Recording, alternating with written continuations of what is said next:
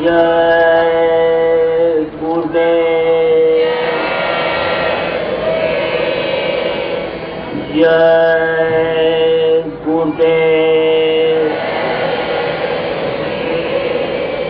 जय गुरुदेव नाम किसका, जय गुरुदेव नाम किसका, प्रभु का पावन नाम, प्रभु का पावन नाम, जय गुरुदेव।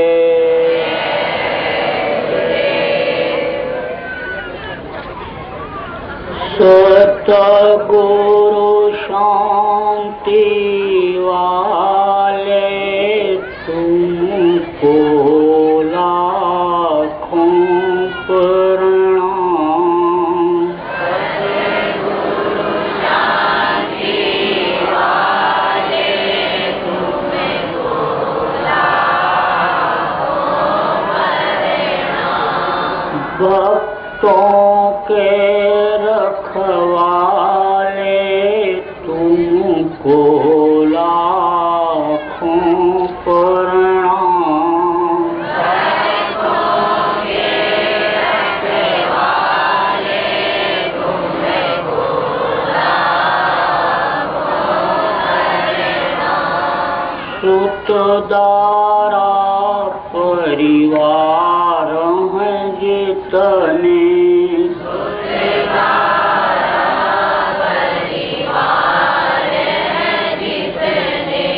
सबके प्रेम बतौर हैं सपने, सबके प्रेम बतौर हैं सपने, अंत समय कोई नहीं अपने, अंत समय कोई नहीं अपने, भव पार लगाने वाले तुमको लाखों प्रणाम, पार लगाने वाले तुमको लाखों प्रणाम, भक्तों के रखवाले तुमको लाखों प्रणाम, भक्तों के रखवाले तुमको लाखों प्रणाम, वेद वेदांत पुराण बताए, वेद वेदांत पुराण बताए, सदाचार सत्संग गाए, सदाचार सत्संग गाए, ध्यान योग का वेद सिखाए, ज्ञान योग का वेद सिखाए, ज्योति जगाने वाले तुमको लाखों प्रणाम, ज्योति जगाने वाले तुमको लाखों प्रणाम,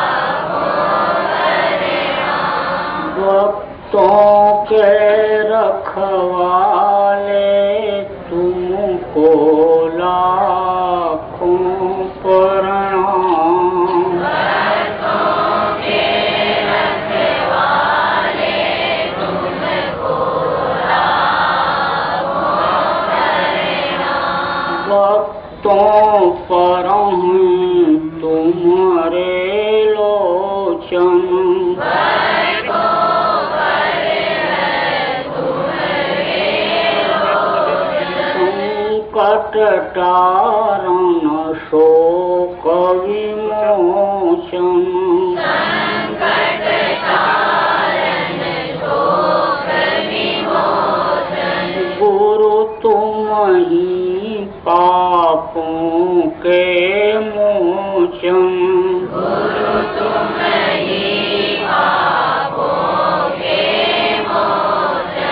शब्द भेद बताने वाले तुमको लाखों प्रणाम। शब्द भेद बताने वाले तुमको लाखों प्रणाम। भक्तों के रखवाले तुमको लाखों प्रणाम।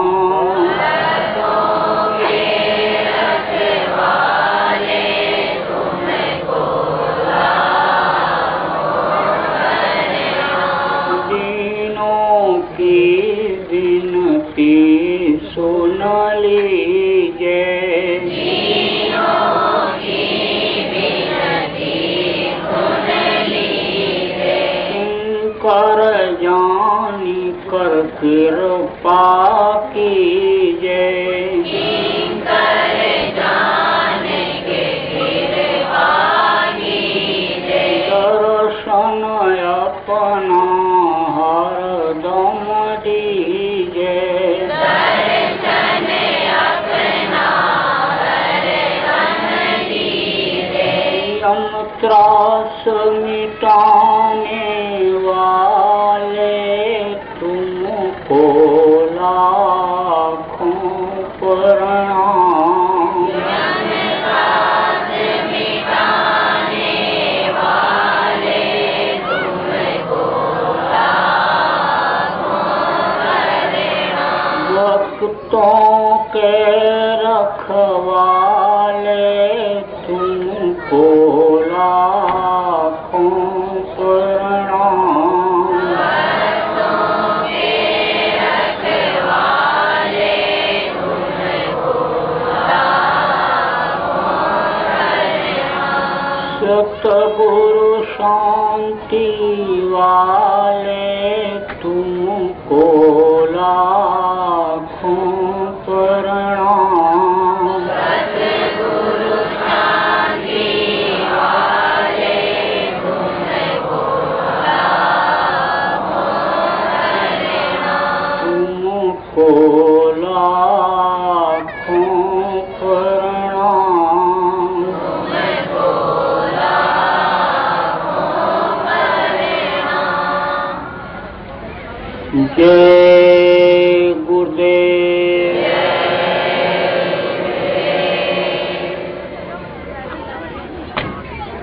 सर्व समर्थ सर्वत्र स्मरणीय परम पूज्य गुरु जी महाराज, उपस्थित सभी सत्संगी धर्म प्रेमी भाई बहन, बच्चे तथा बच्चियों, गुरु महाराज की अपार दया मेहर से आज 16 दिसंबर 2013 को सीकर तथा आसपास के सभी प्रेमी भाई बहनों, बच्चे और बच्चियों का सत्संग के माध्यम से मुझे दर्शन करने का अवसर मिला।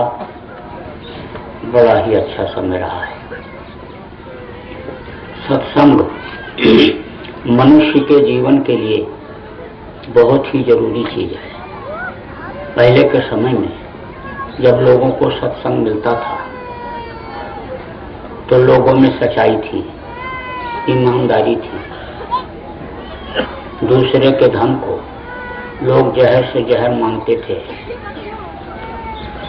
आप इस बात को समझो कि मूंछ का एक बाल निकाल करके गिरवी रख करके आदमी 1,50,000 रुपया कर्जा ले आता था।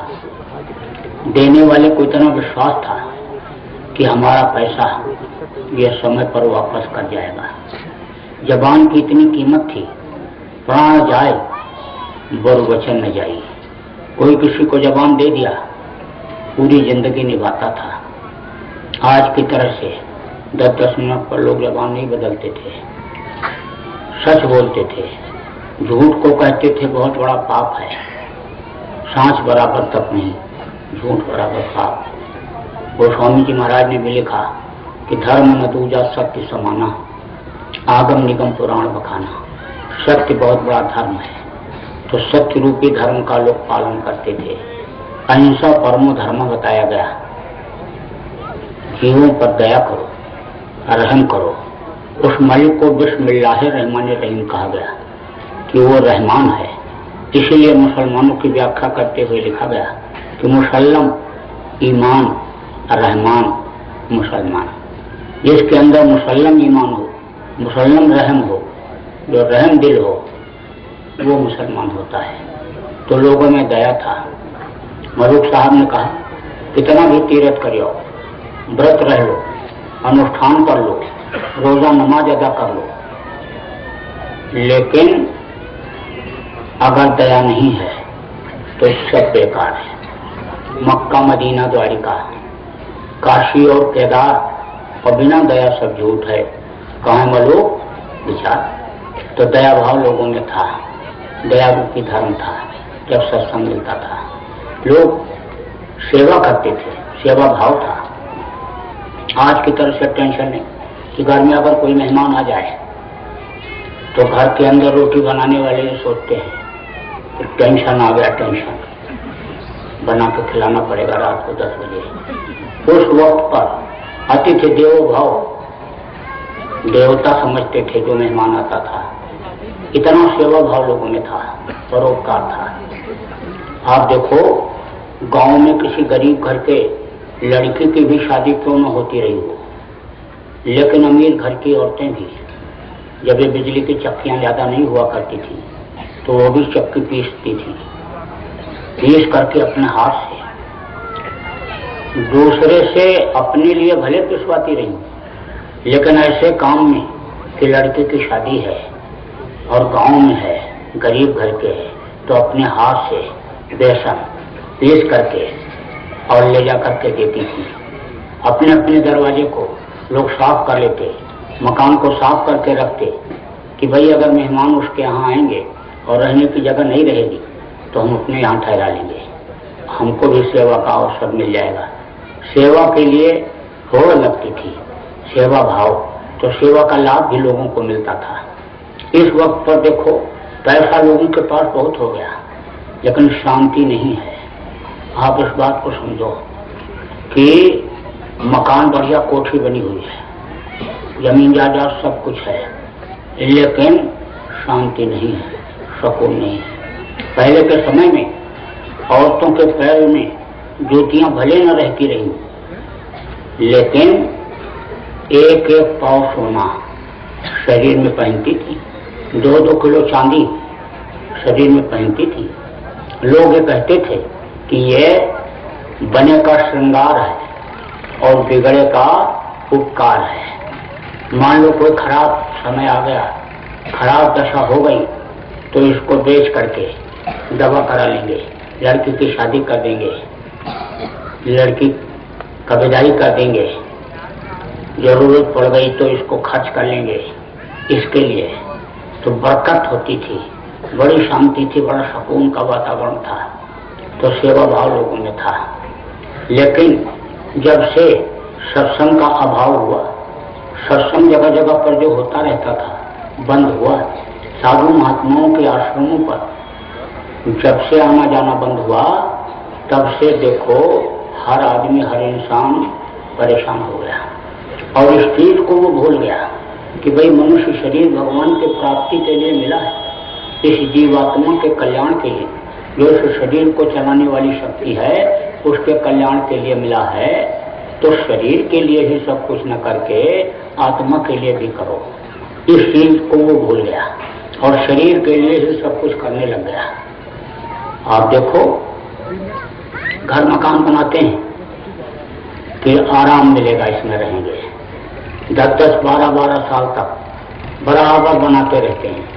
लोगों को बुला बुला करके ले जाते, दिखाते हैं कि देखो मेरा मकान बन रहा है। लोग जाते हैं, देखते हैं, खूब तारीफ करते हैं, क्या बढ़िया खिड़की छांट करके लाए, क्या अच्छा दरवाजा आपने लगाया, ये टोटियां आप कहाँ से लाए, ये कांच आपने कहाँ से ला करके इसमें लगाया।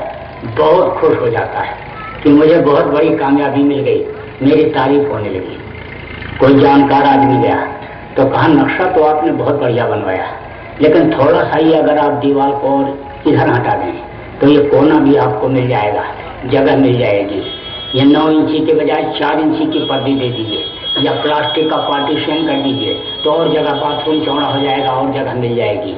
अब फिर तोड़वाया, फिर बनवाया, 10-10, 12-12 साल तक मकान बनता रहता है। बढ़िया फर्श बन गई, झाड़ फन्नों से ऊपर लग गया, बिजली पंखे एसी कूलर सब लग गए, मोटा गद्दा लाइक इस पर लेटेंगे, आराम से सोएंगे, बढ़िया से नींद आएगी। अच्छा सा ड्राइंग रूम बैठका बनाते हैं, मोटा मोटा सोफा ला करके उसमें डालते हैं। जब मकान बन करके तैयार हो गया, चिट्ठी लिख करके भेजे कि मकान का मेरे प्रवेश होगा, मेरा मकान बनकर तैयार हो गया, निमंत्रण कार्ड भेज रहा हूँ, आप लोग आइए, गृह प्रवेश है। पूरी मिठाई बनी और आकर के खा करके लोग चले गए। बोले गृह प्रवेश हो गया, अब इसमें रहना चाहिए। मकान में रहने के लिए गए, 10-15 दिन 20 दिन जैसे बीता, बस ये धौंकनी जानते हो, ऐसे ऐसे चलती है धौंकनी। जो लोहार होते हैं ना, जब पीटते हैं लोहा तो ऐसे हाथ से घुमाते हैं या ऐसे हाथ से खींचते हैं तो वो धौंकनी ऐसे चलती है। अब कम चल रही है, अब तो मशीन से चलने लग गया, पहले ज्यादा चलता था। अब वो धौंकनी बस जैसे बैठ जाती है, बस हवा का निकला हुआ निकल जाता है, कुछ नहीं हुआ। फिर कितना भी गर्म करो लोहा गर्म नहीं हो सकता। ऐसे ही ये धौंकनी ऐसे चलती रहती है, बस ये अचानक बंद होती है, और अचानक बंद होती है, बस आदमी गिर जाता है। अब जब नब्ज पकड़े तो बोले कि हार्ट फेल हो गया। तो धौंकनी बंद होने का समय जब आता है तो उसके आसार नजर आने लगते हैं। इस समय आप सूरज को देखो, तेज रोशनी है, और थोड़ी देर तक अगर देखते रहोगे तो आंखें अंधी हो जाती हैं। आंखों की रोशनी को सूरज खींच लेता है। थोड़ी देर तक जब ऐसे ऐसे देखते रहोगे, ऐसे नीचे, उसके बाद तब कुछ थोड़ा थोड़ा दिखाई पड़ना शुरू होगा। 2-4-5 मिनट जब बीत जाएगा तब साफ दिखेगा। इस समय बहुत तेज रोशनी, लेकिन जब इसके ढलने का समय आता है, डूबने का समय शाम को आता है, उस समय पर देर तक देखते रहो, तब कहते हो कि अब सूरज डूबेगा, अभी थोड़ी देर के बाद अंधेरा हो जाएगा। ऐसे ही इस शरीर के लक्षण मालूम पड़ने लगते हैं कि अब ये शरीर छूटने वाला है। देखो कितने आदमी रोज मर रहे हैं, लेकिन मरते समय हर आदमी डॉक्टर को तो बुला नहीं पाता है कि आप आकर के आला स्टेथोस्कोप लगाओ, नब्ज पकड़ो, देखो। कहाँ तक कौन किसको बुलाएगा डॉक्टर को? गांव के लोग ही प्रमाण पत्र दे देते हैं कि अब ये खत्म हो गए। जैसे डॉक्टर लिख करके मुझको प्रमाण पत्र देता है कि अब इसमें कुछ नहीं है, ऐसे गांव के लोग, अनपढ़ लोग जैसे पैर पकड़ते हैं तैसे कहते अरे भाई पैर तो ठंडा हो गया। फिर जैसे ऐसे हाथ पकड़ेंगे, हाथ पे हाथ रखेंगे, कहेंगे अब क्या है, जल्दी करो, अब इनको ले चलो बाहर लटाओ, ले चलो जल्दी करो, बाहर लटाओ इनको। अब बस वही परिवार के लोग जो इतना स्वागत सत्कार करते थे, दादा दादाजी, पिताजी, पापा जी लगे रहते थे, वही लोग टांग करके ले जाकर के दरवाजे के बाहर लटा देते हैं कि जल्दी से इनका छुटकारा हो जाए। उत्तर से करके लेटाते हैं कि जल्दी से छुटकारा हो जाए। अब आप इस बात को समझो कि वैज्ञानिकों ने इस बात का शोध किया कि भाई उत्तर सिर करने से क्या होता है, लेटने से शरीर के अंदर सेल होते हैं, जैसे टॉर्च जलाते हो, सेल उसमें लगाते हो, जब सेल डाउन हो जाता है तब टॉर्च की रोशनी कम हो जाती है, और जब सेल खत्म हो जाता है तो टॉर्च का जलना बिल्कुल बंद हो जाता है। ऐसे ही शरीर के अंदर सेल होते हैं। ये वैज्ञानिकों ने शोध किया और कहा वे सेल जब खत्म हो जाते हैं तो फिर वो शरीर बिल्कुल छूट जाता है, जीवात्मा निकल जाती है, आखिरी वक्त पर बिल्कुल डाउन हो जाती है। इसीलिए आज भी बहुत से लोग कहते हैं कि उत्तर सिर करके मत लेटाओ। पूछा गया भाई क्यों न लेटाया जाए, तब कहते हैं उम्र कम हो जाती है। अब इतना ज्यादा जानकारी नहीं है लोगों कि सेल वगैरह क्या होता है, तो बस यही कहते हैं कि उम्र कम हो जाती है, उत्तर सिर करके नहीं लेटना चाहिए। तो बस एक ये प्रणाली चल गई।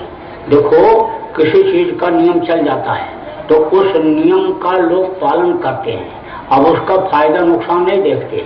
कभी ऐसा भी होता है कि कहा कि चलो देवी की पूजा करिए, अब देवी की पूजा करने चले गए, किसी ने कह दिया चलो अयोध्या चलो वहाँ भगवान मिल जाएंगे, अब भगवान की तलाश में अयोध्या पहुँच गए। किसी ने कहा काशी जाओ, काशी चले गए, काशी वालों ने कहा द्वारिका धाम जाओ, वहाँ चले गए, द्वारिका धाम वालों ने कहा बद्रिकाश्रम जाओ, वहाँ गए। अब ऐसे भटकते रह जाते हैं देखा देखी में। जो ये कहता मुझको कहाँ ढूंढो बंदे, मैं तो तेरे पास हूँ, उसके पास नहीं जाते हैं। तो ऐसे ही यानी वो एक प्रथा चल जाती है कि जाना ही जाना है पूनम को गंगा नहाने के लिए। अब क्यों जाना है गंगा नहाने? बोले गंगा में नहाने से मुक्ति मोक्ष हो जाएगा। अरे भाई मगरमच्छ और कछुआ मछली तो गंगा में ही रहते हैं और 24 घंटे रहते हैं, लेकिन किसी के अन्य पार होने की कोई लिखा पढ़ी वर्णन में तो आई नहीं कहीं, किसी भी कथा भागवत में ये चीज नहीं लिखी है। लेकिन बोले जाना है तो जाना चाहिए। तो बोले भाई उत्तर दिशा करके सिर कर दो इनका। अब बस जैसे उत्तर सिर करके लिटाए, बस थोड़ी देर के बाद गर्दन ऐसे लटक गई और जैसे गर्दन लटकी तैसे रोना धोना चिल्लाना शुरू हो गया कई आवाजों में। बुढ़े की आवाज अलग, लड़के की अलग, जवान की अलग, पुत्र वधू की अलग, पत्नी की अलग, सब की आवाज। कहा गया पेट पकड़कर माता रो, बांह पकड़कर भाई और पैर पकड़कर छोड़त नहीं, रो रो कहे लुगाई सैया मत जा अकेले लाली चुनरिया खोल के। बस रोना धोना जैसे शुरू हुआ तैसे पड़ोस के लोग आने लग गए। अब उसी में से कोई कहता है अरे भैया देखो जरा देखो देखो आप तो जानकार हो देखो। अब उसने ऐसे जैसे नब्ज पकड़ा, बस चल दिया वापस। कब कुछ ऐसे हाथ हिलाया, फिर कोई और जानकार आया, वो आया तो पलकों को आगे पीछे ऐसे किया, आंखों को देखा, कहा क्या है कुछ नहीं, वो भी चला गया। तब तक और लोग आने लग गए, अब वो समझाने लग गए अब रोने धोने से क्या होगा, अब तो वो चले गए, अब उनको तो भूल जाओ, और अगर रोओगे चिल्लाओगे बीमार हो जाओगे, परेशानी बढ़ेगी। कोई आया तो कहा अरे तुम रोते क्यों हो, सब कुछ तो उन्होंने सेट कर दिया, घर मकान बना दिया, जमीन जायदाद सब सेट कर दिया, लड़का बेटिया का शादी भी कर दिया, और अब तुम्हारी कोई कमी है, अब तो तुम उनको भूल जाओ, अब तो इनका करो इंतजाम, जल्दी से ले जाओ इनको जलाओ, नहीं तो मिट्टी खराब हो जाएगी। इतने आदमी यहाँ बैठे हो, अगर अभी किसी से कह दो, ऐसे कहो कि ये तुम्हारा शरीर को ऐसे छू करके या उंगली दिखा करके कि ये तुम्हारा मिट्टी है, मिट्टी, तो कहेगा मिट्टी है, अंधे कहीं के ये मिट्टी है, ये तुझको मिट्टी दिखाई पड़ती है, थप्पड़ मारेगा। और अगर कमजोर है अंदर अंदर गाली बकेगा, अंदर अंदर बोलेगा इनके दिमाग में मिट्टी भर गई, इनके दिमाग में गोबर भर गया, मोतियाबिंद हो गया, इनको दिखाई नहीं पड़ता है, ये हीरा जैसी काया, और इसको मिट्टी कहने लगे, ये मिट्टी है, कहता हुआ जाएगा। लेकिन जैसे ये पिंजरे से पंछी उड़ा, ये जीवात्मा निकली, इसको लोग मिट्टी ही कहने लगते हैं।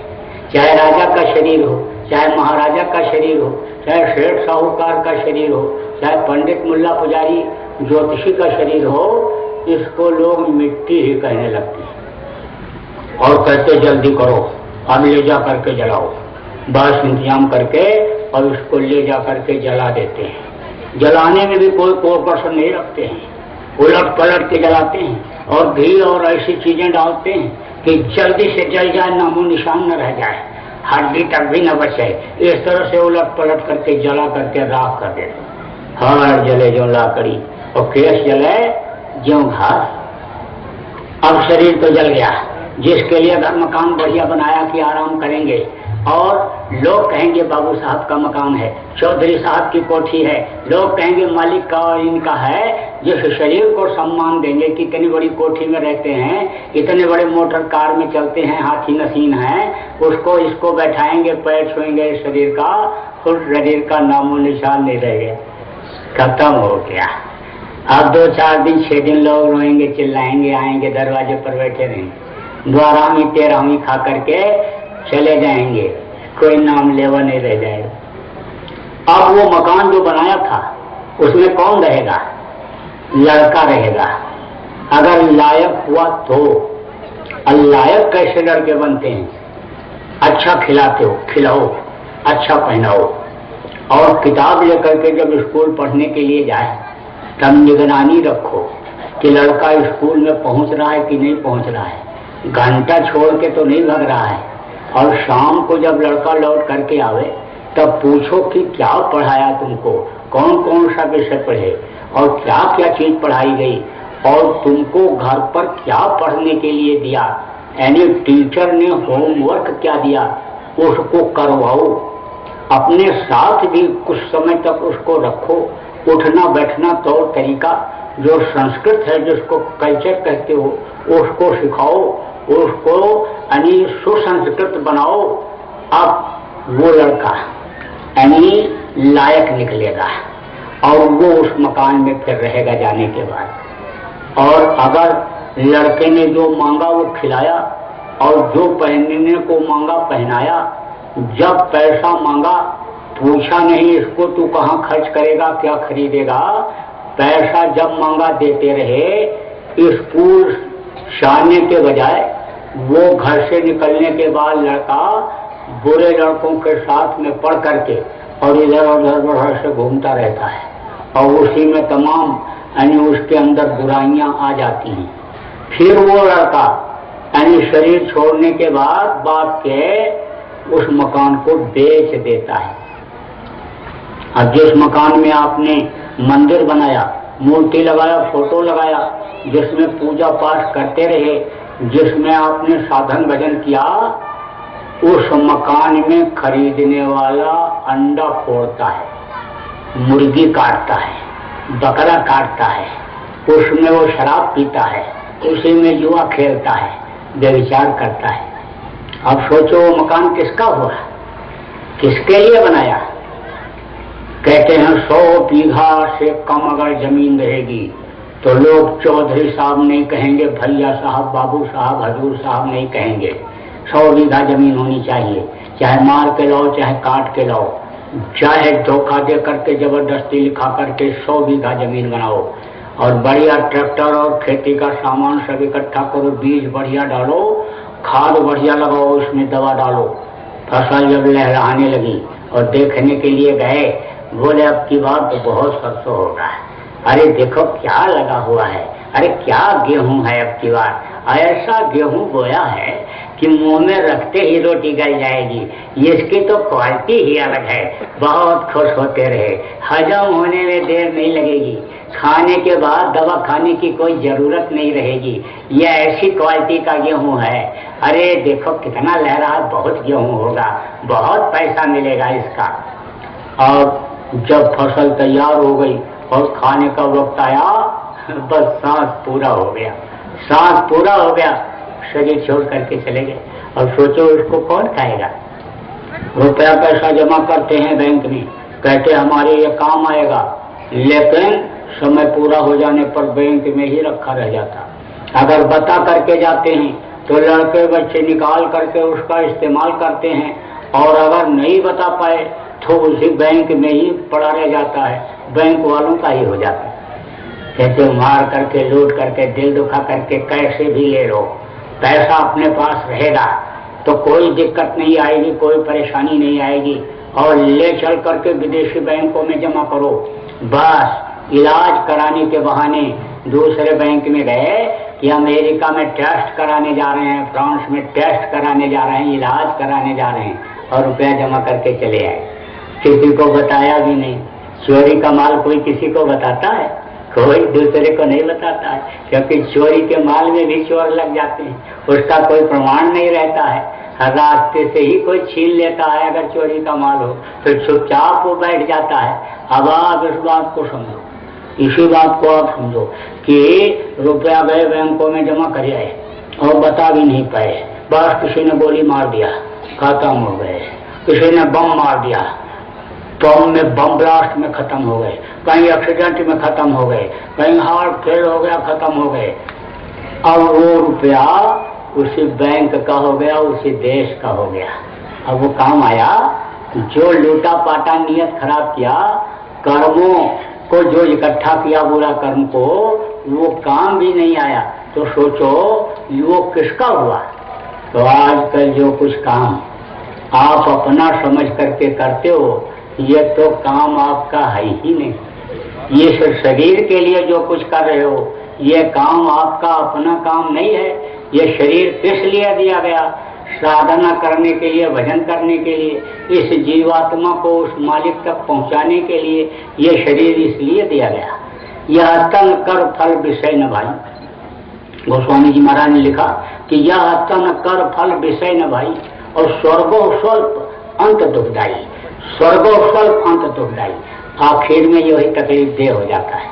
और इतना तकलीफ दे होता है आखिर में कि मार जब पड़ती है यमराज के दूतों की, जब ये जीवात्मा इससे निकलना नहीं चाहती है और वो हथौड़ी से जब मारते हैं तो चिल्लाता है, जीव रोता है, चिल्लाता है, काका चाचा नाना दादा मामा सबको पुकारता है कि कोई मददगार हो जाए। लोग कहते हैं बुला करके देख लो, बुला दो देख लें। खड़ा रहता दादाजी, मैं मुरली खड़ा हूँ, मैं देखो मोहन खड़ा हूँ, राजू खड़ा हूँ दादाजी। कोई कहता पिताजी आप बुला रहे हैं, मैं खड़ा हूँ, देखो देखो। लड़की कहती देखो ये भैया खड़े हैं देखो। वो क्या देखेंगे? मार पड़ रही तब चिल्ला रहे हैं कि मोह लगी है तब चिल्ला रहे हैं। आप इस बात को समझो कि जब यमराज के दूत खाली कराने के लिए शरीर को आते हैं तो जीव इतना घबरा जाता है कि जैसे भेड़िया के पीछे बकरा चल देता है, ऐसे ही डर जाता है। भेड़िया जानते हो इतना बड़ा जानवर होता है, बड़ा खूंखार होता है। छोटे मोटे बच्चे को तो ऐसे, आदमी का बच्चा हो, बकरी का बच्चा हो, ऐसे उठाते और पेट पर रख करके और इतना जल्दी निकल जाता है सर से कि पीछा नहीं कर सकते। बड़ा खूंखार होता है। गांव के बाहर रहता है, रात जब होती है तब गांव में आता है शिकार के तलाश में, तो देखता है कहाँ बकरा बकरी है, बस बकरे के पास जाता है। बकरा कितना बड़ा होता है? इतना बड़ा। अब जाएगा तो धीरे से ऐसे कान में मारेगा, धीरे से कान में मारता है। नस मालूम होती है उसको कि कहाँ मारने से डरेगा, किस जगह पर, ऐसे धीरे मार देता है। कुछ नहीं बोलता, मार करके और उसी रास्ते से वापस हो जाता है जिधर से आया था, जंगल की तरफ से। और बकरा डर के मारे उसी के पीछे पीछे चल देता है। आगे आगे भेड़िया और पीछे पीछे बकरा डर के मारे जाता है। और जब गांव के बाहर निकल जाता तो बस वही भेड़िया उसके ऊपर पीठ पर चढ़ करके और गर्दन की नस को ऐसे दबा देता है दांत से। उसको मालूम होता है कहाँ लगाएंगे तब ये गिरेगा, बस फौरन बकरा गिर जाता है। और जब गिर जाता है बेहोश हो जाता है, फिर उसका गला काटता है और खून पीता है, खाता है उसको फाड़ फाड़ करके। अब आप इस बात को समझ, उसी तरह से ये जीव आत्मा डर जाती है। तो उस वक्त पर यानी समझो कि बहुत पीड़ा और बहुत दर्द और बड़ी तकलीफ, अगर इसको भोग में विलास में अगर इसको शरीर को फंसाते रहे और उसी में अगर इसको लिप्त करते रहे, उस तरह से अगर इसको फंसा दिया कि जैसे कटोरे में मधु रख दो तो एक मक्खी आती है और उसी में कूद पड़ती है और भर पेट मधु खाती है, लेकिन उसके पंख फंस जाते हैं और निकल नहीं पाती। अगर ऐसे फंसा दिया तो अंत दुखदायी होगा। भगवान ने भोग बनाया है, किस लिए बनाया? भोगने के लिए, लेकिन फंसने के लिए नहीं। ऐसे ऐसे रहो, ऐसे आनंद लो, ऐसे इंद्रियों का सुख भोगो कि जैसे एक कटोरे में मधु रख दिया गया और उसके ऊपर मक्खी आई, कटोरे के ऊपर बैठ करके और मधु को खा करके उड़ करके चली गई, फांसी नहीं। तो अगर फंस जाओगे तो फिर तो बड़ा दुखदाई और नर 84 का चक्कर यानी जीवात्मा को लगाना पड़ेगा। और अगर फंसे नहीं यानी दोनों समय खाए और तन ढकने के लिए कपड़े का इंतजाम किया, रहने के लिए हल्का फुल्का मकान कर लिया और 2 घंटा समय निकाल करके भजन किया, इस जीवात्मा को उस मालिक तक पहुंचाया, अपने घर अपने वतन अपने लोक में पहुंचाया, तो फिर कोई तकलीफ नहीं होगी। फिर तो सुषमना फोड़ करके अन्य प्राण निकल जाते हैं और जीवात्मा अपने रास्ते से निकल जाती है। फिर आखिरी वक्त में कोई तकलीफ नहीं होती है। जिसने दिन भर में 10 बार मरना और 10 बार जीना सीख लिया, उसको अंत में कोई तकलीफ नहीं होनी है, वो तो आराम से निकल जाएगा, चला जाएगा। तो जब सत्संग मिलता है, कोई जानकार मिलता है, तब उस रास्ते को बतलाता है कि भाई इसी मनुष्य शरीर में उस मालिक का दर्शन होता है, देवी देवताओं का दर्शन होता है, स्वर्ग वैकुंठ का आनंद मिलता है इसी मनुष्य शरीर में। इस शरीर के अलावा और किसी शरीर में कोई ऐसा रास्ता नहीं है कि जिससे अपने घर, अपने वतन, अपने मालिक के पास जाया जा सके। इस मिट्टी और पत्थर के घर को आप अपना घर कहते हो, इसी को बाप दादा यही कहते कहते चले गए, यह घर मेरा, यह घर मेरा, यह घर मेरा। तो उनका नहीं हुआ तो आपका कैसे होगा? तो यह घर जब आपका नहीं तो आपका घर और कहीं होगा, और कहीं है आपका घर जहाँ कभी रात होती ही नहीं, जहाँ कभी अंधेरा होता ही नहीं, जहाँ जर्रे जर्रे में रोशनी है, जहाँ कण कण में प्रकाश है, परम प्रकाश रूप दिन राती, नहीं कछ चाहिए दिया घटबाती, वहाँ दिया चिराग की कोई जरूरत ही नहीं है। साईं की नगरी परम सुंदर कहा गया, मणियों और मोतियों के कंगूरे बने हुए, जहाँ पे पशु और पक्षी भी सुनहले मनमोहक दिखाई पड़ते हैं, अमृत के तालाब और पोखरे भरे हुए, जहाँ पर कोई रोना धोना दुख तकलीफ है ही नहीं, सब में प्रेम है, कोई लड़ाई झगड़ा नहीं है। और जहाँ पर रत्न जड़ित ही सामान दिखाई पड़ते, बड़े बड़े पेड़ ऊंचे बुलंदी के, उनमें ये रूहें, ये जीवात्माएं पक्षियों की तरह से चहचहाती रहती, इतनी मधुर आवाज कि बहरा सुन सुन मस्त होता है, तन की सुध बिसारी रे। आप देखो, आपके घर में रेडियो, अखबार, रेडियो है, टेलीविजन है, जब उसमें गाना आता है और बाजा जब बजता है तो सुनते हैं, ऐसे सुन के ऐसे सिर हिलाते, ऐसे हाथ पटकते रहते हैं बहुत से लोग। छोटे छोटे बच्चे थिरकने नाचने लगते हैं जब मस्ताना बाजा बजता है, सिर तो हिलाने लगते, और लड़के भी नाचने लगते हैं बाजा सुन करके। अब आप इस बात को समझो कि आदमी के बजाए हुए बाजा जब इतनी मस्ती आती है तो जिसको वो मालिक बजा रहा है, उस मस्ताना बाजा को जब साधक सुनेगा तो कितना मस्त हो जाएगा, कितना मस्त हो जाएगा। हर दुनिया की चीज उसको भाती ही नहीं, भाव अन्न न पानी, वो जब गिजा मिलती है, वो चीज जब मिलती है तो वो कहाँ से मिलती है? वो इसी शरीर से मिलती है। इन्हीं दोनों आंखों के बीच से रास्ता गया हुआ है कि जिससे अपने घर, अपने वतन, अपने मालिक के पास पहुंचा जा सकता है, और किसी शरीर के अंदर ऐसा रास्ता नहीं है, केवल मनुष्य शरीर के अंदर है। इसीलिए देवता इस शरीर के लिए 24 घंटे प्रार्थना करते रहते हैं, नर समान न कौनो देही, जीव चराचर जाचते ही। जितने भी चर और अचर के जीव हैं, सब इस मनुष्य शरीर को मांगते रहते हैं, इसीलिए कि जिससे यानी हमारा काम इसके मिलने के बाद बन जाए। इसी को गोस्वामी जी ने साधना का घर और पूजा का मंदिर बताया। साधन धाम मोक्ष कर द्वारा, और पाई न ये परलोक समारा, सो परत्र दुख पावहि सिर धुन धुन पछताएं, काले कर्म ईश्वर मिथ्या दोष लगाएं। इन्हीं दोनों आंखों के बीच में इस शरीर को चलाने वाली शक्ति, जिसके निकल जाने के बाद बड़े बड़े पंडित, मुल्ला, पुजारी फेल हो जाते। कौन सी चीज निकल गई? ईश्वरांश जीव अविनाशी, जो ईश्वर की अंश जीवात्मा इन्हीं दोनों आंखों के बीच में बैठी हुई है, और उसका प्रकाश यहाँ हृदय चक्र पर पड़ता है। यहाँ से परावर्तित होकर के नाभि चक्र, और फिर इंद्रिय चक्र, पेशाब के मुकाम, और फिर गुदा चक्र पाखाने के मुकाम पर पड़ता है, जिससे ये शरीर चलते रहते हैं। अब 5 स्थान इधर और 5 स्थान उधर ऊपर। जब रास्ता मालूम हो जाता है और घर में ही बैठ करके यानी ध्यान लगाते हैं, तो ये जीवात्मा ऊपरी लोकों में जाने लगती है और आनंद पाती है, और फिर अपने वतन, अपने घर, अपने मालिक के पास पहुंच जाती है। फिर इसको इस दुख के संसार में आना नहीं पड़ता है, क्योंकि यह दुखों का संसार है। यहाँ कोई सुखी है? कोई सुखी नहीं। आपके घर के बगल में गरीब लोग रहते हैं, मजदूरी करके खाते हैं। जब भाई भाई के ऊपर नाराज होता है और गाली बकता है और डंडा लेकर के खड़ेकता है, तो वो भी गाली बकता हुआ जाता है। आओ अभी बताते हैं, ये उसको गाली बकेगा और वो उसको गाली बकेगा। तब कहोगे भाई क्या अनपढ़ गंवार आदमी, ये देखो भाई भाई के खून के प्यासे हो रहे हैं। बताओ, ये वो भारत भूमि है जहाँ भाई भाई में इतना प्रेम था, कि भाई भाई के लिए जंगल चला गया था, लेकिन ये देखो भाई भाई के खून के प्यासे हो रहे हैं। ये इसलिए हो रहे हैं कि गंवार हैं, अनपढ़ हैं, गरीब हैं, दिन भर कमाते रात को खाते, इनको अकल नहीं आ रही है।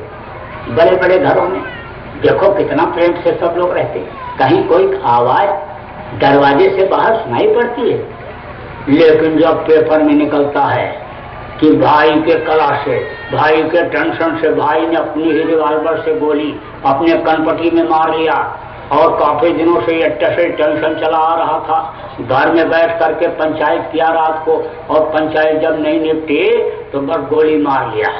तब कहते हो भाई बड़े आदमियों के घरों में यही बात है। कहते हो ये गंवार हैं औरतें, सास बहू को गाली देती है और बहू सास को गाली देती है, अनपढ़ है अनपढ़, इसलिए घर में सास बहू में झगड़ा हो रहा है। बड़े घरों में पढ़े लिखे लोग जो कल्चर्ड कहलाते हैं, उन घरों में ये बात कहाँ से हो सकती है, वो तो सब पढ़े लिखे सुसंस्कृत। लेकिन अंग्रेजी पढ़ी लिखी सास और अंग्रेजी पढ़ी लिखी बहू एक दूसरे को अंग्रेजी में गाली देती है। अंग्रेजी में नौकर नहीं समझ सकता क्या कह रही है, नौकरानी नहीं समझ सकती है क्या कह रही है। वो जब एक दूसरे को तिरछी नजर से देखती हैं तब वो कहती बहू रानी सासू माँ को इस तरह माता जी को देखती हैं, और माता जी की नजर तब देखती है जब वो उसको तिरछी देखती है। अब आगे बात को समझो कि पहले जैसा जो जमाना नहीं रहा, समय बदल गया, घर घर में टेंशन, घर घर में झगड़ा, सास और बहू देखो अक्सर लड़ती रही। अब उसका क्या कारण? कारण यही है कि सत्संग का अभाव। सत्संग से हर चीज की सीख मिलती है। अब आपको मैं बताऊं कि गोस्वामी जी महाराज ने लिखा कि बहू लड़किनी पर घर लाई और राक्षो नयन पलक के नहीं। जैसे पलकों के बीच में आंख रखी जाती है, आंख पलकों के बीच में रखी जाती है, जैसे हवा तेज चली तो पलकें बंद हो जाती हैं, आंख में नहीं लगने देती। गर्मी तेज आई, धूल आई, गर्द आया तो फट से ये पलक बंद होती है, आंखों में नहीं लगने देती है। उसी तरह से दूसरे की घर की लड़की को जब अपने घर में बहू बना करके लोग लाते थे तो उसी तरह से रखते थे, बड़े लाड प्यार से, प्रेम से। कहते थे एक लड़की गई अपनी ससुराल, दूसरी हमारी लड़की आ गई बहू रानी, बहू रानी कहते थे। लेकिन आप वक्त के बदलने की वजह से कहा गया कि पुरुष बलि नहीं होते, समय होत बलवान, और भीलन लूटी गोपिका और वह अर्जुन वह बान। समय जब बदला तो जैसे सास जैसे बहू घर में आई, बस उसके 2-4 दिन के बाद ही सास सोचने लगी कि जब मैं इस घर में 50 साल पहले आई थी तब क्या था, कच्चा मकान था, कुएं से पानी भर के लाती थी, मिट्टी के चूल्हे पर और रोटी बनाती, चिमटा भी नहीं, उंगलियां जल जाती थी रोटी सेकने में, लकड़ी गीली उसको मुंह से फूंकते, आंखों से पानी गिरता था, कंधा यानी छाना गीला तो वो जल्दी जलता नहीं, फूंक फूंक के आंसू बहा करके और रोटी बना करके इनको खिलाती। हाथ से चक्की पीसा, खून पसीना बहाया, मेहनत किया, फिर बच्चों को पाल पोस के बड़ा किया। अरे जानवरों को देखा, बच्चों को देखा, परवरिश किया, कितना मेहनत मैंने किया। सूरज निकलते हमेशा मैंने देखा, सूरज ऊपर चढ़ा हुआ कभी देखा ही नहीं। सूरज निकलने से पहले उठती और रात को देर तक सेवा करके सास का, तब सोने के लिए जाती थी। और ये बहू आई, अब ये तो कुछ करना ही नहीं चाहती है। अरे ये अगर जितना मैंने किया उसका आधा भी अगर ये करती तो ये घर बहुत तरक्की कर जाता है, लेकिन ये तो कुछ करना ही नहीं चाहती। देखो जब जगाती हूँ तब ये सो के उठती है। अरे मुर्गा बोलते ही मैं आँख खोल देती थी, कहाँ इतनी घड़ी थी, कहाँ अलार्म था, कहाँ मोबाइल का अलार्म बज सकता था उस वक्त पर। और ये बहुत सारी सुविधा होते हुए भी कितना आराम तलब बहू मिली। और वो अंदर अंदर उड़ती रहती, अंदर अंदर उड़ती रहती है, बोलती नहीं है, जब 10-15 दिन 20 दिन हो जाता, 1 महीना, बस किसी दिन एक तरह से एक बार उसके मुंह से निकलता है बातों का, और ऐसी बात वो बोल देती है कि बहू के जिगर में जाकर के वो तीर की तरह लगती है। तो कहा गया डंडा से किसी को मार दो लठ से, तो वो चोट जो लगती है वो भूल जाती है, वो घाव भर जाता है, लेकिन बातों का घाव अंदर का नहीं भरता है। अरे तो जो सास आप लोग बैठी हो, आपको तो कुछ सोचने की जरूरत है, समझने की जरूरत है कि भाई वो युग जमाना पहले का नहीं रहा। अब कोई हाथ की चक्की चलाता है, अब तो बटन दबाओ और ऊपर गेहूं डालो, नीचे आटा निकला तैयार, ऊपर धान डालो, बटन दबाओ, नीचे चावल निकला तैयार। अब कोई चूल्हा फूंक करके रोटी बनाना पसंद करता है, गैस के चूल्हे चल गए। अब तो उसमें माचिस भी नहीं लगानी पड़ती, उसी में लाइटर फिट रहता है, बस ऐसे घुमाओ अपने आप जल जाता है। और बिजली के ऐसे चूल्हे चल गए कि बटन दबाते ही चूल्हा चालू, हाथ रख दोगे तो जलेगा नहीं, और बर्तन रख दोगे गर्म हो जाएगा, और खाना बन जाएगा, कालिख भी नहीं लगेगी, और अंदर का सामान निकाल लो, रख लो, और उसके बाद नल के नीचे ले जाओ, ऐसे बर्तन जैसे लगाओगे नल से अपने आप पानी गिरने लगता है। टोटी भी खोलने की जरूरत नहीं पड़ती, इतनी भी मेहनत नहीं करनी पड़ती। देखो जितने हवाई अड्डे हैं हिंदुस्तान में, सब जगह वहाँ ऐसे ही नल लगे हुए, बड़े बड़े होटलों, बड़े बड़े प्रतिष्ठानों में अब तो उसी तरह के नल लग गए कि हाथ से भी नहीं घुमाना, न बंद करना, हाथ लगाया ऐसे हाथ पे पानी गिरा और धो लिया, और वहाँ पर बस ऐसे हाथ लगाओ नीचे और बस गरम गरम हवा निकलने लगती है, उसको पोंछने की भी जरूरत नहीं है। अब आप इस बात को समझो कि इस वक्त पर कोई मुंगरी से पीट करके कपड़ा धोता है? अरे बस कपड़ा डाले और दबाए बटन, बस वॉशिंग मशीन में, कपड़ा धुलने वाली मशीन में कपड़ा धुल करके तैयार हो गया।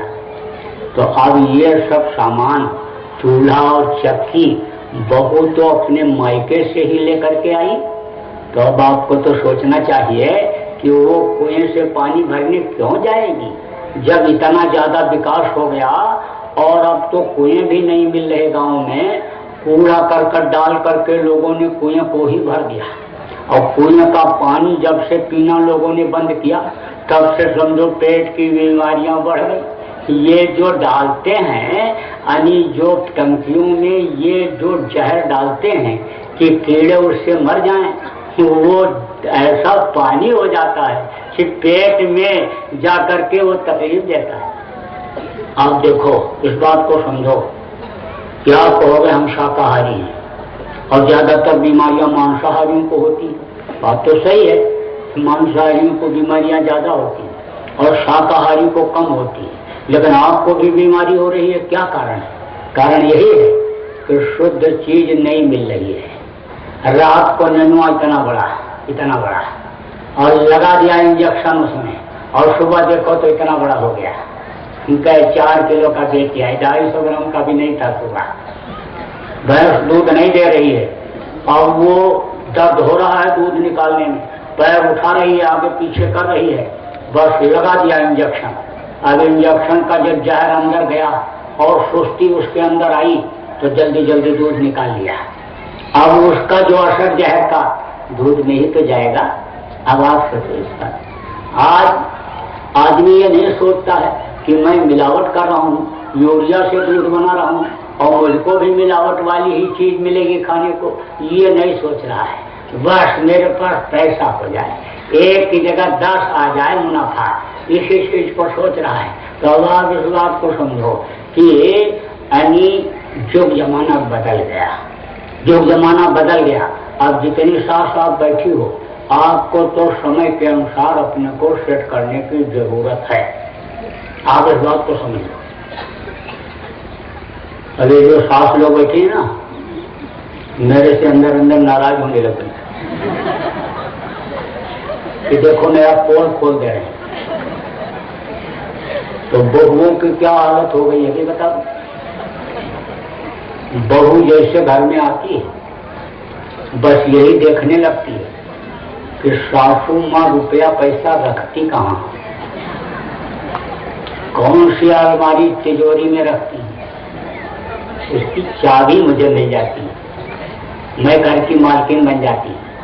अब इसी तपाक में रहती है ख्याल में, तो जो भी कुछ पढ़ाई लिखाई वो करती है और उससे पढ़ाई लिखाई से उनके बुद्धि का विकास हुआ, वो सारा का सारा विकास घर का विकास करने के बजाय इसी चक्कर में लगा देती है कि किसी दिन ससुर जी नाराज होकर के सासू माँ के ऊपर और चाबी छीन करके मेरे सामने फेंक दें और कह दें ले अब तू संभाल, अब तू घर की मालकिन बन गई। ऐसी नियत हो जाती है।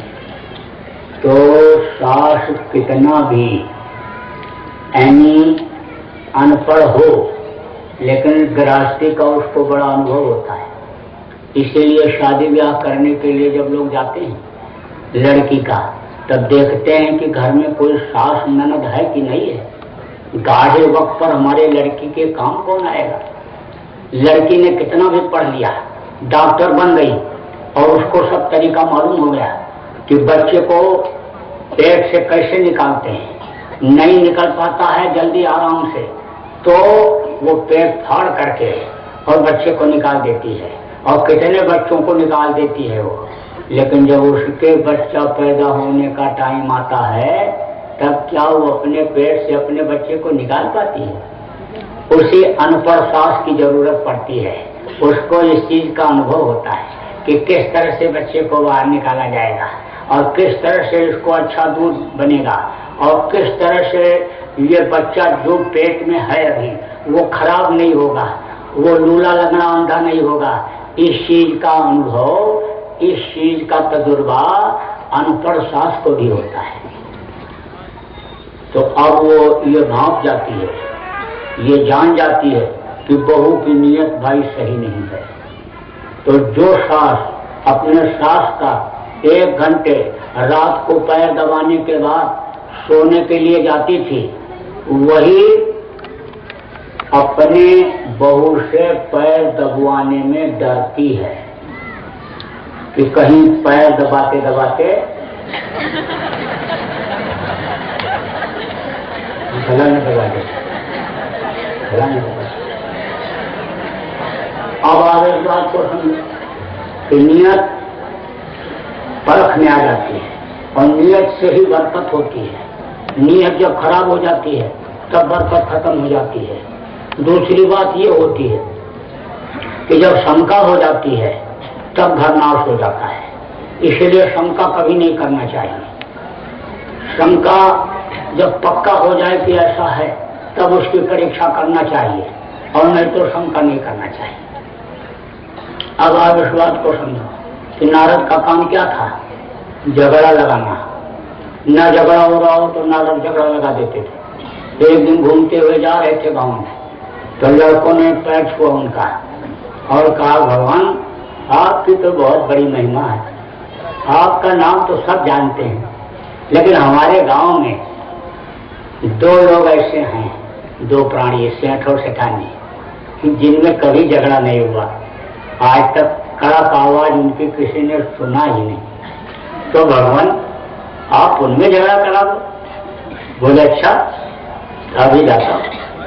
अब नारद घर में पहुंचे, औरत वहां थी बैठाई, पानी पुनी पिलाया। तब नारद जी ने कहा अरे सेठानी तेरा सेठ बिल्कुल बेकार है, बेकार का आदमी, तेरा कोई ध्यान नहीं रखता। देखो रात को कितनी देर से आता है और तुझको कुछ नहीं, बस तुझको बस नौकरानी फिक्र रखता है। अरे उन्होंने कहा नहीं, बहुत प्यार करते हैं और भगवान करे ऐसा पति सबको मिले। आप ऐसी बात प्रभु क्यों कहते हो? अरे सब कुछ करते हुए भी उसका दिल दिमाग बड़ा खारा है। देखो अंदर अंदर कुड़ता है और तुम समझ ही नहीं पाती हो और अंदर अंदर नाराज होता है तुमसे। मुंह से भले मत बोले, क्योंकि उसका दिल दिमाग शरीर सब खारा है। वो नमक का व्यापारी था पिछले जन्म में, तो नमकीन हो गया पूरा शरीर, दिल दिमाग सब नमकीन हो गया। और तुझको अगर विश्वास न हो तो तू उसका शरीर रात को चाट करके देख लेना। बस इतना काफी चले गए।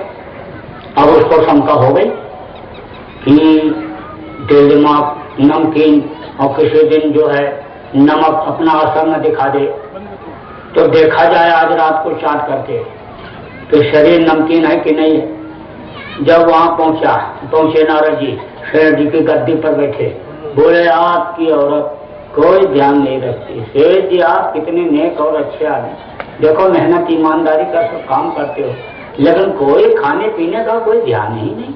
बस फट से दो पराठा सेक के अब आप दिन भर वही खाते रहो, और जब चले आते हो तो वो क्या बढ़िया चार चपाट बनाती है, खाती है। कुतिया है ना, कुतिया पिछले जन्म की कुतिया है, जैसे चाटती रहती थी, जगह जगह जाती रहती थी, दुकान दरवाजे, वही आदत उसकी बनी हुई है। अरे बोले क्या भगवान आप भी ऐसी बात करते हो, लक्ष्मी है लक्ष्मी, जब से घर में आई तब से दिन दूना रात चौगुना बढ़ता ही जा रहा है, और बड़ी शांति, बहुत ऐसी औरत किसी को कहाँ मिलने वाली है। अरे लक्ष्मी है लक्ष्मी। अरे क्या लक्ष्मी है शेर, तुझको मैं बता देता हूँ कि जब तू रात को सो जाता तो तेरा वो बदन चाटती है, और अगर न विश्वास हो तो आज देख लेना रात को। अब भैया उसने तो ये सोच लिया कि आज देखेंगे चाट के, और उन्होंने सोचा देखते हैं चाटती कि नहीं। बस खाना खाए और आंख बंद किए और सोने का जैसे नाटक किए, तो उसने कहा वही बात खोल रही थी नारद जी की कि लनिया है, लनिया नमक का व्यापारी है। बस फट से उसने जैसे चाटा, बस कैसे इन्होंने एक चाटा दिया, का कुतिया कहीं की, उन्हें कहा लनिया कहीं था, कुतिया कहीं की, लनिया, बस हो गया झगड़ा। अब झगड़ा हुआ, सब लोग इकट्ठा हो गए और लड़के बड़ा खुशी मनाए। वाह नारद भगवान क्या झगड़ा कराया आपने। अब 2-4 दिन के बाद फिर नारद जी करके जब आए, बोले प्रभु आपकी महिमा का तो वर्णन नहीं किया जा सकता है, आप तो क्या झगड़ा करा दिया।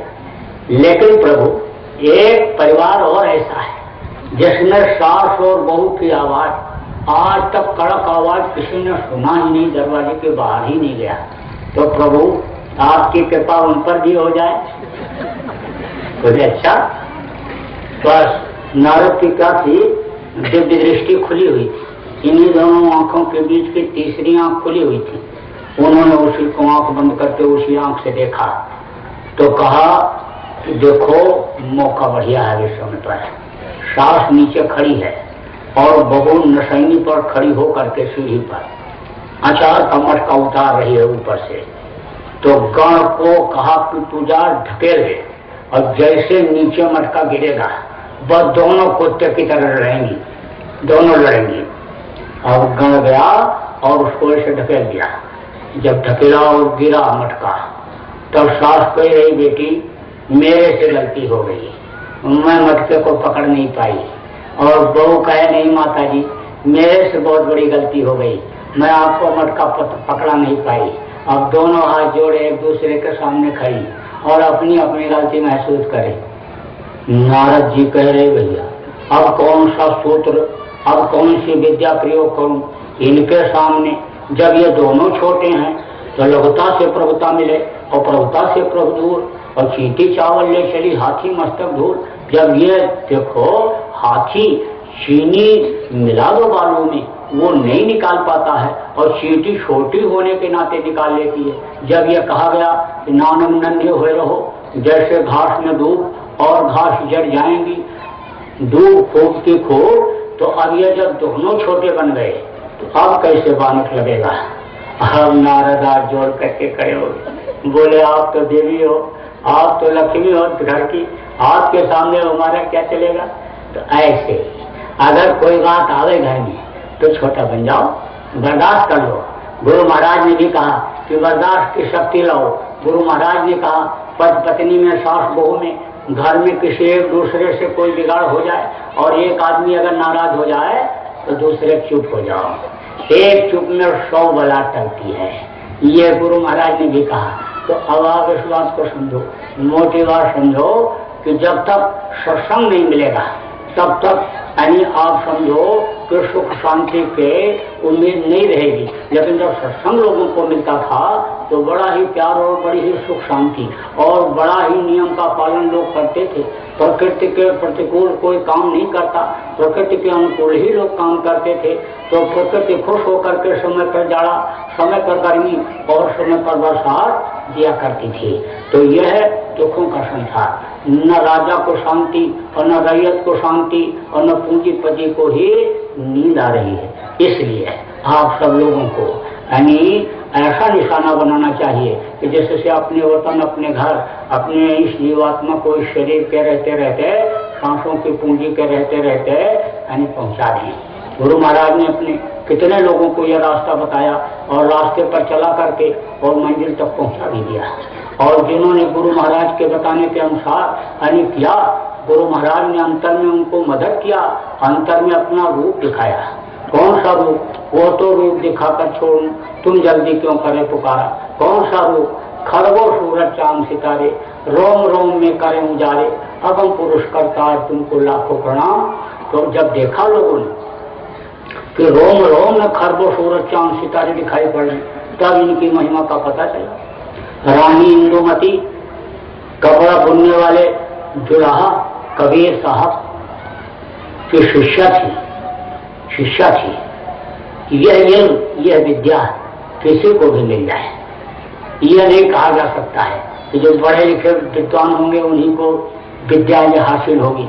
जहाँ दुनिया की सारी विद्या खत्म होती है, आध्यात्म विद्या की शुरुआत होती है, वो आध्यात्म विद्या पढ़े लिखे को ही मिले या उच्च कुल खानदान के आदमी को मिले, किसी को भी वो मिल सकती है। तो वो कबीर साहब हासिल किए हुए थे उस विद्या को कि जिससे इस जीवात्मा को अपने वतन मालिक के पास पहुंचाया जाए। तो वो विद्या उन्होंने दिया किसको? रानी इंदुमती को। और जब उसने साधना किया और ऊपरी लोक में गई, सचखंड में जब पहुंची और कबीर साहब का जब दर्शन किया, तब बोली कबीर साहब से कि आप हमको अगर मृत्यु लोक में ही ये बता दिए होते कि मैं ही सब कुछ हूँ, तो मुझको इतनी मेहनत क्यों करनी पड़ती। तब उन्होंने कहा कि अगर तुझको मैं बता देता कि मैं ये सब कुछ हूँ तो तुझको विश्वास न होता। तू ये सोचती कि हाँ मानुष के शरीर वाले का पहुंच वहां तक कैसे होगा, क्योंकि तुझको ये रास्ता तो मालूम ही नहीं कि इस रास्ते से वहां जाया जा सकता है। लेकिन तुझको मैंने जब रास्ता बताया और रास्ते पर चलाया और जब ला करके यहाँ पहुंचाया, जलवा दिखाया, तब तू ऐसा बोल रही है। तो अब आप इस बात को समझो, किसी को भी मिल जाए। तो गुरु महाराज ने दया किया, लोगों को बताया, लोगों को समझाया। गुरु महाराज ने नए लोगों को नामदान देने के लिए मुझे भी हुक्म दे दिया, पुरानों के संभाल करने के लिए और नए लोगों को नामदान देने के लिए ये गुरु महाराज ने हुक्म दिया। अब आप इस बात को समझो कि पुरानों के संभाल किस तरह की। जैसे गुरु महाराज जब मौजूद थे तो मुझको कह रखा था कि इनके बच्चे का मुंडन कर देना, इनके बच्चे का नाम रख देना, ये बीमार है तो दवा बता देना, कोई लड़का आ जाए जनेऊ उसको पहना देना, जनेऊ करवाने के लिए आवे, शादी ब्याह करवाने के लिए आवे उसका शादी ब्याह करवा लेना, कोई बाधा निकलने का उपाय बता देना, खेती गृहस्थी घर की कोई समस्या दुकान दफ्तर की है उसको सुन लेना, समाधान बता देना। तो ये सब काम गुरु महाराज मुझसे पहले भी करवाते थे और अब वो चले गए। तो ये काम तो सब मैं आपका करता रहूंगा, लेकिन सोचो कि आत्मा की संभाल ये करेंगे, ये मेरे गुरु बन गए, तो मैं तो आपका गुरु कभी बन ही नहीं सकता हूँ। जो आप पुराने नामदारी हो गुरु महाराज के, उनका गुरु तो कभी बन ही नहीं सकता हूँ। आप इस बात को समझ लो, आपके गुरु यही रहेंगे। ये जिनकी ये तस्वीर दिखाई पड़ रही है, ये गुरु महाराज, ये जो मेरे गुरु महाराज हैं, वही आपके भी गुरु महाराज। आत्मा की संभाल ये करेंगे, आत्मा की संभाल ये करेंगे। इसलिए इनको हृदय में बसाओ, इनको मस्तक पर सवार रख करके चलो। ये अगर भूल गए और इधर उधर अगर आपने कहीं देखा तो अगर किसी द्वार पर तेरा बंदा झुका, फरकाएगी मालिक तेरे नाम पर। वो नाम जो इन्होंने बताया, नाम की कमाई, मन तो भजो गुरु का नाम, यानी मन से कहा गया जो गुरु ने नाम दिया उस नाम को तुम भजो तो उस नाम पर फर्क आ जाएगा। उस नाम का असर यानी आपके ऊपर नहीं पड़ पाएगा। इसलिए आपको इनको गुरु मानना, इनसे प्रेम करना है। इनसे अगर प्रेम करोगे, इनके वचन को याद रखोगे, इनके बताए हुए रास्ते पर चलोगे तो दुनिया भी बन जाएगी और दीन भी बन जाएगा। आप यही देख लो कि जब गुरु महाराज के पास आप लोग आए थे तब आपके पास कितना क्या था, लेकिन गुरु महाराज के पास आने के बाद तरक्की हुई हर तरफ से, हर तरफ से। और अगर किसी के अंदर गिरावट भी आई इक्का दुक्का के, तो उसके कर्मों की वजह से, उसने कर्म जो गुरु महाराज ने बताया वो नहीं किया, जो पुराना कर्म करता रहा उसी कर्म में वो फंस गया।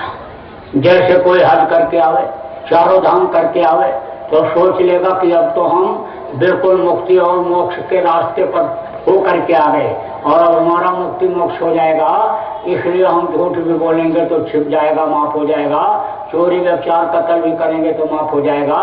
लेकिन कुछ माफ ऐसे नहीं होता है। कर्म जब जलते हैं और कर्म जब नहीं इकट्ठा होते हैं, बुरे कर्म फिर जब नहीं आते हैं, तब मुक्ति और मोक्ष मिलती है। अब बुरे कर्म में अगर फंस गया और ध्यान भजन नहीं किया और वो कर्म इकट्ठा होते गए तो उसकी सजा मिलने लग गई, सजा मिलने लग गई। तो उसका कुछ पर्सन ऐसे हैं इसका दुक्का जिसको कह लो कि जो तरक्की हर तरफ से नहीं कर पाए, बाकी हर तरफ से तरक्की है। और यह है कि बच्चों को अगर आपने ध्यान बच्चों पर नहीं दिया, उनको स्मरण ध्यान भजन में नहीं लगाए और उनको आजाद कर दिया, कहीं भी सिनेमा देखें, टीवी देखें, कहीं भी जुआ, कहीं भी खराब स्थान पर हमें जाएं, कोई ध्यान नहीं रखा, तो वही फिर वो तकलीफ दे हो जाती। उसी गृहस्थ आश्रम में घूम यानी भजन और भक्ति भी खत्म हो जाती है, तो उससे अशांति आ जाती है। तो अब आप इस बात को समझो कि दया सब पर हुई, जो दया के घाट पर बैठा तरक्की सबकी हुई, जो तरक्की के स्थान, तरक्की लेने के स्थान पर पहुंचा। तो गुरु महाराज ने नाम देते समय यह नहीं देखा कि यह गरीब है कि अमीर है, या अनपढ़ है या पढ़ा लिखा है, किस जात मजहब का है। जो भी पहुंच गया उसी को गुरु महाराज ने नाम दान दिया, रास्ता बताया। क्योंकि कहा गया जो ये फकीर होते हैं, महात्मा होते हैं, वो दरिया की तरह से होते हैं, नदी की तरह से होते हैं, पेड़ की तरह से होते हैं फल देने वाले। नदी में कोई भी स्नान करे, नदी ये रोकती नहीं है कि तुम नहीं नहा सकते हो। कहा गया वृक्ष कबों में फल बखे और नदी न संचय नीर, और परमार्थ के कारण संतन धरा शरीर। अब आप इस बात को समझो कि परमार्थ के लिए संताते हैं उसी तरह से कि जैसे इतते वे पाहन हन और उतते वे फल दे। पेड़ के ऊपर फल लगा हुआ है और इधर से पत्थर फेंको और इधर से तो आप पत्थर मारोगे पेड़ को, और वो उधर से क्या देता है? मीठा बढ़िया फल देता है। उसी तरह से संत होते हैं। गुरु महाराज को कितने लोगों ने गालियां बकी, अनजान में, ना जानकारी में, दूसरों के कहने सुनने में, यानी कितनी गालियां बकी, लेकिन गुरु महाराज को कुछ नहीं, सीधे अपने निशाने पर। और इस बात को समझो कि लेख लेख कायर चलें, लेकर चलें कपूर और लेख शार तीनों चलें शायर सिंह सपूत। देखो शायरी लिखने वाले, कविता करने वाले दूसरे की नकल नहीं करते, वो तो गुनगुना देते हैं, कविता लिख जाती है। और शेर जब चलता है तो रास्ता नहीं खोजता है, किधर भी चल दिया वही रास्ता बन जाता है। इसी तरह से जो सपूत होते हैं वो दूसरे की मदद की उनको कोई जरूरत नहीं होती है, वो तो जिधर चल पड़ते हैं लोग मदद करने के लिए उनके तैयार हो जाते हैं। तो गुरु महाराज ने इसी तरह से गुरु महाराज आगे बढ़ते गए और बहुत मेहनत किया और इतनी बड़ी संकट गुरु महाराज ने तैयार किया और कितने जीवों को गुरु महाराज ने पार कर दिया। अब वो इस दुख के संसार में दुख झेलने के लिए आने वाले नहीं। अब आप इस बात को समझो कि गुरु महाराज की दया अब भी आप लोगों के ऊपर है जो गुरु महाराज के नामदानी हो, और जो लोग अनुभव इस बात का कर रहे हैं उनसे पूछो, वो आपको बताएंगे कि पहले से ज्यादा दया हो रही है। गुरु महाराज जब शरीर छोड़ करके चले गए और ऐसी परिस्थिति बनी कि कुछ लोगों को लोभ और लालच हो गई वहाँ आश्रम से, धन संपत्ति यानी उनके पास, गद्दी उनके पास, और 40-45 आदमियों का उन्होंने एक जब गठन कर लिया, लोगों को जो जिस चीज को चाहते थे उस तरह से उनको जब लाभ दे करके अपनी तरफ मिलाया तब उन्होंने ये सोच लिया अब कोई भी आएगा तो उसको रास्ते से हटा देंगे, अब तो हम गद्दी के मालिक हम ही रहेंगे। जब ये देखा गया तो वहां से हट गए। गुरु महाराज कहा करके गए थे कि ये नामदान देंगे, नए लोगों को नामदान देंगे, पुरानों के संभाल करेंगे। और संविधान में वहाँ के संस्था ट्रस्ट पे लिखा हुआ है कि जो नामदान देगा वही संस्था का अध्यक्ष होगा, वही संस्था को चलाएगा। लेकिन जब ये देखा गया कि भाई कहीं ऐसा न हो कि खून बह जाए, गुरु महाराज का नाम खराब हो जाए, पगड़ी पर दाग लग जाए, तब गुरु महाराज की वो बात याद आ गई कि गुरु महाराज चिरौली में रहते थे, गुरु महाराज भी वहाँ रहते थे। जब उनका शरीर छूटा और गुरु महाराज के भी गुरुवाणियों में यही बात आ गई कि गद्दी के मालिक हम बन जाएं, धन संपत्ति मुझे मिल जाए, तो गुरु महाराज सब छोड़ के चले आए। और फिर कभी नहीं गए, न किसी से कहा चले जाओ, नाम तक नहीं लिया। तो मैंने सोचा कि भाई अब गुरु महाराज के ही पद चिन्हों पर चलने की जरूरत है। जब गुरु महाराज के पास रहा और उसी तरह से गुरु महाराज ने ट्रेनिंग दिया तो सब छोड़ो, चलो यहाँ से, और निकला।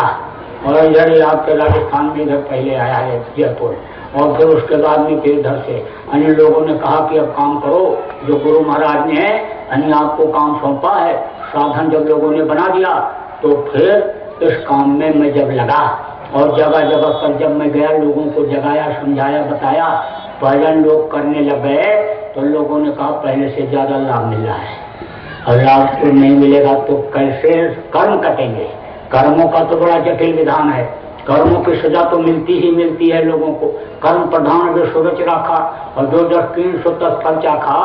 धृतराष्ट्र ने कृष्ण से पूछा कि मैं अंधा क्यों हो गया, तो उन्होंने कहा तुम्हारे कर्म खराब थे। बोले इस जन्म में तो मैंने ऐसा कोई कर्म किया नहीं जिससे मैं अंधा हो जाऊं। तो कृष्ण ने कहा पीछे जन्म में किया। बोले कि 100 जन्मों का तो मुझे याद है, 100 जन्मों में पीछे मैंने कोई ऐसा बुरा कर्म नहीं किया कि जिससे मैं अंधा हो जाऊं। तो कृष्ण ने कहा और पीछे देखो, 106 जन्म के पीछे जब देखा तो जो बुरा कर्म एक बन गया था उनसे, उसी की वजह से उनको अंधा होना पड़ा। अब जब आप गुरु महाराज मौजूद थे और उनके पास जाते थे, उनके आंखों में आंखें मिलाते थे तो वो आपके कर्मों को जलाते थे। सन्मुख हुए जीव में जब ही और जन्म कुवट अग्नाशय तमही। जब उनके आंख से आंख मिली तो जन्म जन्मांतर के पाप एक बार नष्ट हो गए और आप हल्के हो गए। उनकी तरफ देखते ही, एक नजर देखते ही लोग खुश हो जाते थे, उछलने कूदने लगते थे। गुरु महाराज की आंखों में देखते ही इतनी खुशी आ जाती थी, ये जीवात्मा प्रसन्न हो जाती थी, क्योंकि उसको उसके पति जीवात्मा के वो मालिक खसम मिल जाते थे, इसलिए वो खुश हो जाती थी। जैसे एक पतिव्रता औरत है और उसका पति जब आता है और वो उसे देख करके खुश हो जाती है, ऐसे शुरू जीवात्मा को स्त्री बताया गया और उस मालिक को जिसमें मालिक की पूरी दया, पूरा अंश रहता है, सत्पुरुष की आरसी और संतन की ही देन। और लखना चाहो अलग को तो इन्हीं में लख ले, जिसमें उस मालिक की पूरी पावर बताई गई, जिसको तद्रूप बताया गया, उसकी उनकी आंखों में जब आंखें मिल गई तो प्रसन्नता आ जाती थी, खुश हो जाते थे लोग। लेकिन अब जब वो चले गए, इस दुनिया से चले गए शरीर छोड़ करके, हालांकि ताकत उनकी खत्म नहीं हुई, ताकत तो वो अपनी छोड़ करके जाते हैं और ताकत से काम लिया करते हैं। गुरु एक पावर हुआ करता है, हनुमान का शरीर इसीलिए उनका बदलता रहता है। यही कारण है कि पंजाब में देखो 10 गुरु आए, कबीर गुरु आए, गोस्वामी पलटू नानक गुरु आए। यही कारण रहा कि कई गुरु आए। तो शरीर तो बदलता रहता है और ताकत उनकी वही रहती है। तो गुरु महाराज तो अब शरीर छोड़ करके गए, अब किसकी आंखों में आप आंखें मिला करके अपने कर्मों को जलाओगे? अगर वो अंदर में जल्दी से दया नहीं कर देंगे तो थोड़ी देर बैठने पर भी अंदर में जब गुरु महाराज ने दया किया और गुरु का दर्शन हुआ, उनके आंखों में आंखें जब मिली, लोग खुश हो गए, प्रसन्न हो गए, टेलीफोन करने लगे, जगह जगह जा करके बताए कि पहले से बहुत दया मिल रही है, बड़ी कृपा हो रही है, पहले से संतुष्टि मिली कि भाई मेहनत सार्थक हो रही। फिर जब जगह जगह भीड़ होने लगी, बहुत लोग आने लग गए। लोगों ने कहा नामदान कब दोगे? नामदान की बड़ी चाह है लोगों की। बहुत लोग पूछ रहे हैं नामदान कब दोगे? मैंने कहा नामदान दूंगा। अंतर में आदेश गुरु महाराज का जब हो जाएगा कि नामदान देना शुरू कर दो, तो नामदान देना शुरू कर दूंगा। ये गुरु पूर्णिमा आई, जयपुर में आपके ही कार्यक्रम पड़ोस में था, उस वक्त पर मौज हो गई। इच्छा तो बिल्कुल नामदान देने की नहीं थी, क्योंकि ये बड़ा बोझ का काम होता है। कर्म के बोझे आते हैं, झेलना पड़ता है शरीर से भी। यही कारण है कि गुरु महाराज ने भी अपने शरीर से अंतिम 4-6 साल में कष्ट लिया। लेकिन इस धरती का ये इतिहास बता रहा है कि जितने भी संत इस धरती पर अभी तक आए, इतने जीवों को किसी ने नहीं पकड़ा, किसी ने अंतरात्मा की सफाई नहीं किया जितना गुरु महाराज ने किया। अब आप इस बात को समझो, कपड़ा गंदा हो जाए साबुन से धो लो, शरीर गंदा हो जाए साबुन पानी से धो लो, लेकिन अंतरात्मा की धुलाई कौन साबुन और पानी से होती है? उसके लिए पलटू साहब ने कहा कि धोबिया वो मर जाएगा, चादर लीजिए धोए, चादर लीजिए धोए भाई वो बहुत पुरानी, चल सदगुरु के घाट बह जा निर्मल पानी। तो धोबी जब कपड़ा धोता है, पटक पटक करके धोता है, तो उसकी जो मैल होती है उसके शरीर पर भी पड़ती है। यही कारण रहा कि जो अंतरात्मा की धुलाई उन्होंने गुरु महाराज ने किया, वो छींटे जो पड़े उसकी वजह से उन्होंने अपने शरीर को कष्ट दिया, कष्ट में उनका शरीर बीता। तो बहुत कर्म आते हैं, बोझा आता है, इच्छा बिल्कुल नहीं थी, लेकिन गुरु की मौज हो गई। बोले नामदान दे दोगे और ये भजन करने लगेंगे। अगर ये खत्म भी हो गए, शरीर पूरा हो गया, तो मनुष्य शरीर इनको मिल जाएगा, मनुष्य शरीर मिल जाएगा। और देना तुम्ही को है, और अभी अगर नहीं दोगे तो अगली गुरु पूर्णिमा में फिर शुरू होगा, 1 साल हो जाएगा। उस वक्त पर टाट पहनता था। गुरु ने आदेश दिया जब कि पगड़ी बांध लो, गुलाबी पगड़ी, और गुलाबी पगड़ी के साथ उन्होंने आदेश दिया, कहा गुलाबी पगड़ी में दया दुआ भर दी जा रही है। यह भी मन से उन्होंने कहा कि जहां तक गुलाबी पगड़ी वालों की नजर जाएगी कोई मरेगा नहीं। लोगों ने इसकी परीक्षा भी लिया। ट्रेन में गुलाबी पगड़ी वाला बैठ करके जा रहा है, आगे और पीछे के डिब्बे रेल के एक्सीडेंट में पानी चिपक गए, कोई गिर गया, तमाम लोग मरे, लेकिन पगड़ी वाले के डिब्बे में मरा एक भी नहीं। किसी के घुटने में थोड़ा बहुत लग गया, किसी के मत्थे में लग गया, थोड़ा बहुत 10-5 बूंद कहीं खून गले निकला, लेकिन मरा कोई भी नहीं। अब आप इस बात को पगड़ी के लिए हुक्म हुआ तो पगड़ी पहन लिया गया। जब हुक्म हो गया टाट पहन लो तो टाट पहन लिया गया। उस समय पर तो वो उम्र थी कि लोग देख करके ताजुब करते थे, इस उम्र में ये टाट फैशन के युग में कैसे पहन लिया। लोग कहते थे रिश्तेदार नातेदार कि अरे कपड़ा हम बनवा देंगे, पूरी जिंदगी का ठेका लेते हैं, जितना कपड़ा पहनोगे मैं दूंगा, इसको उतार दो। लेकिन उसके साथ आशीर्वाद जुड़ा हुआ था, दया जुड़ी हुई थी, वही चीज अच्छी लग रही थी। इसको शरीर के ऊपर रखने की भी इच्छा नहीं होती थी। अब आप उस बात को समझो कि ओढ़ने वाली चद्दर और बिछाने वाली चद्दर भी पसंद नहीं आ रही थी। लेकिन जब ये मौज हो गई कि टाट उतार दो, और इसी तरह का जिस तरह का बताया उसी तरह का जब पहना, तब फिर नामदान देना शुरू किया। क्योंकि कहा गया सुहागिन वही है कि जो पिया मन भावे, जैसा उसका पति चाहे उसी तरह से जब वो चलती है तब वो सुहागिन कहलाती है। तो ये जीवात्मा का पति कौन है? सदगुरु हैं, वही मालिक हैं। जब उनकी मौज हो गई और उन्होंने कहा नामदान देना शुरू कर दो, तो नामदान देना शुरू कर दिया, और तब से बराबर नामदान दिया जा रहा है। आज इस बात को समझ लो कि पिछले 9 तारीख से नवंबर में 7 तारीख को निकला, और तब से बराबर रोज लगभग नामदान हो रहा। एक आध दिन भले कहीं छोटा हो, बाकी सब जगह सत्संग, और जितनी भीड़ आपके यहाँ पर इससे कई गुना ज्यादा भीड़ जगह जगह पर हुई। लोगों ने आकर के नामदान लिया। और आप इस बात को समझो कि आप लोग जो नए लोग आए हो, इच्छा रख करके उनको भी दिया जाएगा। लेकिन यह मत सोच लेना कि यह हमारे गुरु बनने के लिए आ गए। आपका गुरु नहीं बनना चाहता, आपकी का गुरु बनने की इच्छा नहीं है। आपको अपने गुरु के आदेश के अनुसार कुछ देना बताना चाहता हूँ। जिससे आपकी रूह को निजात मिल जाए, इस जीवात्मा को निजात मिल जाए, स्वर्ग वैकुंठ का आनंद मिल जाए। तो अब आप इस बात को समझो कि आप कहीं यह न सोच लो कि ये हमसे कुछ मांगने के लिए आए हैं और अभी मांगेंगे। आपसे मुझको कुछ नहीं मांगना है। देखो, आप भी तो किसी से रोज मांगते रहते हो, जरूरत पड़ेगी वो उसी से हम भी मांगे।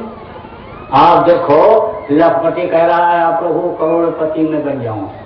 शंकर जी की मूर्ति पर, जिनको भगवान लोग कहते हैं, हालांकि भगवान को देखा भी नहीं किसी ने, और भगवान की मूर्ति पत्थर काट करके बना दिया और मान्यता दे दिया। यानी पत्थर की मूर्ति बनाने वाला भी आदमी और स्थापित करने वाला भी आदमी और मान्यता देने वाला भी आदमी।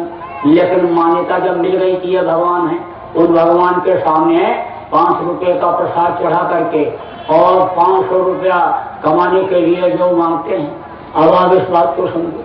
तो अब आपसे क्या मांगना है? मांग से जिससे उससे समझे मांगे। धरणी जानो देखिए, कहनो सब भिखार और दाता केवल सदगुरु। देख न माने है, जहां तक नजर दौड़ाओ सब भिखारी, सब मांग ही रहे हैं।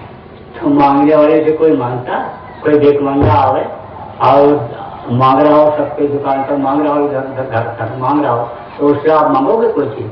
वो तो पता भिखारी है, आपसे क्या मांगना।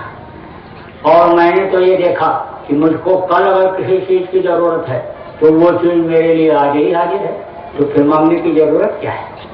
कोई जरूरत नहीं। आपसे कुछ नहीं मांग रहा हूं, लेकिन आप अगर कुछ देना चाहते हो तो छोड़ दो।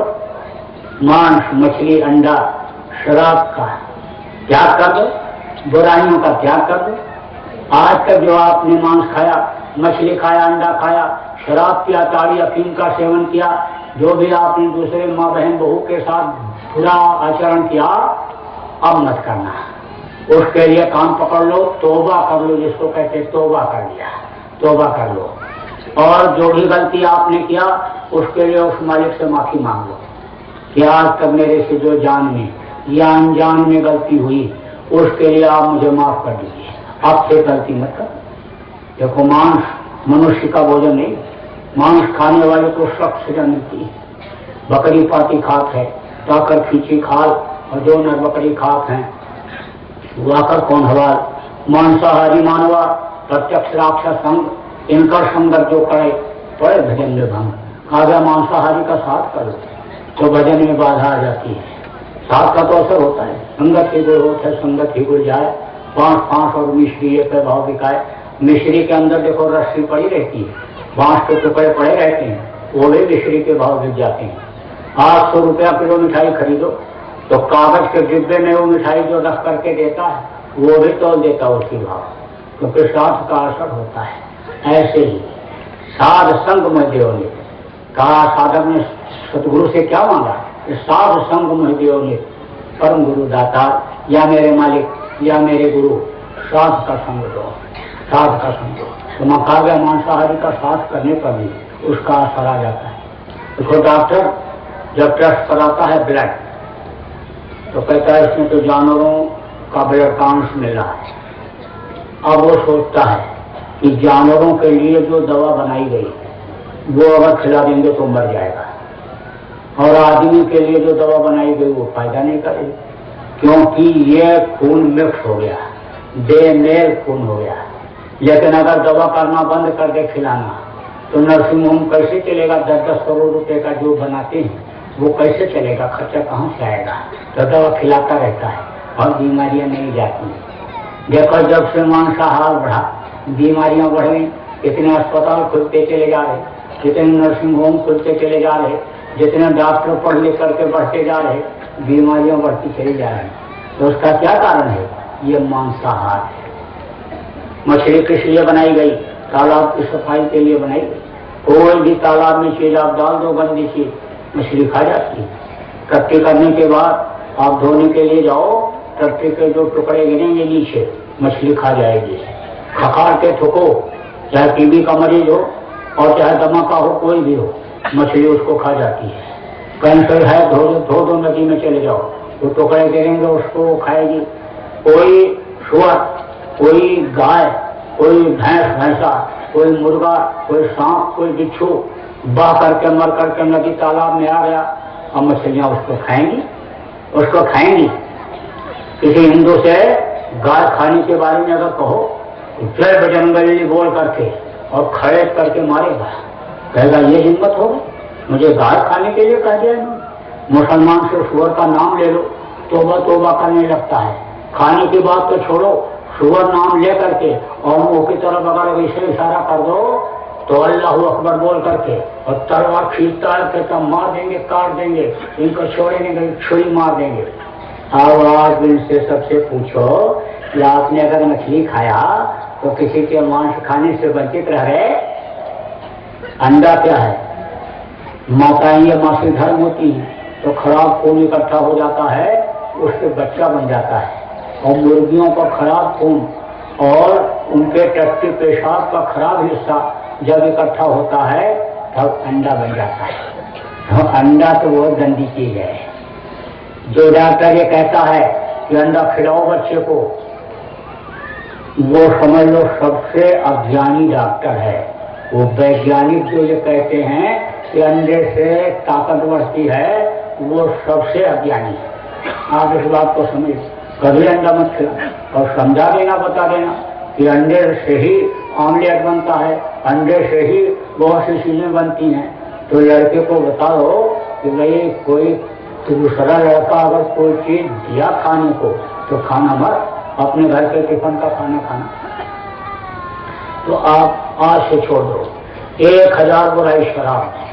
जो शराब पीता, मांस खाता, चोरी व्यभिचार करता, खून कत्ल करता, बाल बच्चों को मारता, वादा खिलाफी करता, 1000 बुराई शराब। आप देखो शराब ने तो लंका को खत्म कर दिया है, मांस ने तो लंका को खत्म कर दिया है। आप देखो रावण खत्म हो गया, दशानन। शंकर का इतना पुजारी जब पूजा करता था एक एक सिर अपना काट करके चढ़ाता था, उत्तम कुल पुलस्त करना थी और शिवधन की पूजा वो भांति। लेकिन उसके अंदर जो बुराई आ गई, मांस खाने की, शराब पीने की और दूसरे की माँ बहन बहू को गलत नजर देखने की, इसीलिए उसका सर्वनाश हो गया। तो ऐसा काम वो मत करना। आज से संकल्प बना लो, संकल्प बना लोगे तो छूट जाए। संकल्प में बड़ी शक्ति होती है। तो अब आज से मत पीना, मत खाना आज से। तो अब आपको मैं बताऊंगा कि आप दूसरे की बहन बेटी को भी मत छेड़ना। जननी सम जान पर नारी और धन पर आए विष के विष भारी। दूसरे के धन को जहर की तरह से मानना चाहिए और दूसरे की माँ बहन को अपनी माँ और बहन की तरह से समझना चाहिए। तो देखो 5 नाम, 5 रूप, 5 स्थान और 5 की आवाज, ये आप समझो।